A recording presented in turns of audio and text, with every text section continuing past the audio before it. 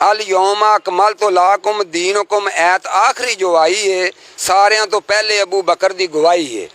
ये वीडियो देखिएगा और इस मौलाना की गुफ्तगू सुनिएगा।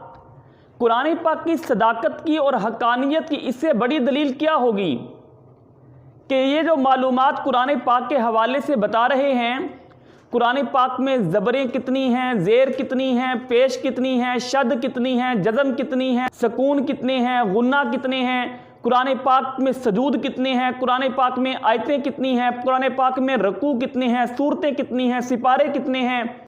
दुनिया की कोई किताब उठा लो और जिस तरह से मालूमात ये कुरान पाक के हवाले से दे रहे हैं, इस तरह की मालूमात पेश कर दो। सुनिएगा ज़रा। इकरा बिस्मि रब्बिकल्लज़ी खलक पहली आयत जे कुरान दी उस दिन तारीख ऐसी पहली रमज़ान दी। अल यौमा अकमलतु लकुम दीनुकुम ऐत आखिरी जो आई है सारियां तो पहले अबू बकर दी गवाही है।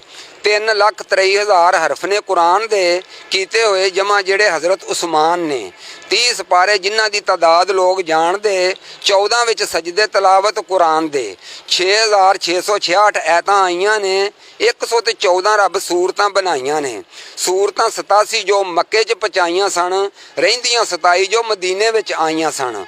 13 विच ठहराण वाले राह ने वक्खो वक्ख वेख के ओ करी दे अदा ने। 540 जो रुकूआं दा मीज़ान है, 7 मंजिलां दे विच सारा ही कुरान है। सूरतां सिपारियां दी हुंदी तां पछाण है, इस तरह हर गल जाननी आसान है। 1817 विच लम्मियां जो मद्दां ने 19,112 विच शद्दां ने। नुक्ते तमाम फिर गिने समझदारां ने 1,60,311 ने। ज़ेरां ते ज़बरां भी तादाद विच लिआंदियां हेठां उत्ते लफ्ज़ां दे नाल ओ सहांदियां वक्खो वक्ख हरफां नूं हैण ओ बुलांदियां फातिहा तो लाके वन नास तक जांदियां। ज़ेरां ते ज़बरां दोवें कीतियां शुमार ने 1,80,504 ने। पेशां 30 सिपारियां च 35,012 ने। जज़मां 48,117 ने। इस वेले आलम ते फाजल हज़ारां ने। लाइयां तदादां नबी पाक दियां यारां ने। हज़रत अब्दुल्ला बिन उमर दी गवाही है, उन्हां तफसील कुरान दी बनाई है। वाकफियत मोमना नूं होर भी कराई जाए, पता लगे किसी नूं जे गल समझाई जाए। वाह ता से मूँह दी रस्सी हथ च फड़ाई जाए, फिर सीधी डंडी मुस्ताकीम दी विखाई जाए। किन्नियां को रहमतां ने बरकतां कुरान विच दसियां बगैर नहीं हो बंदे दे ध्यान विच।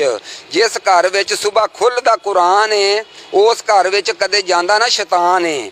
रहमतां शफाई रब इहदे च अतारियां कढ दिंदा घर विचों दुख ते बीमारियां। वानो नज़िलो मिनल कुरान मा हुवा शिफाम व रहमतुल लिल मोमिनीन। किन्ने नबियां दे ना कुरान च मौजूद ने, किन्नियां बीमारियां दे दम ते दरूद ने। किन्ने नबियां दे ना कुरान च मौजूद ने, कईयां ते सलाम ने ते कईयां दे दरूद ने। दुनिया ते कीती जिन्हां रहबरी जहान विच 29 पैगंबरां दे नाम ने कुरान विच। आदम ते नूह सुलेमान ते दाऊद ने।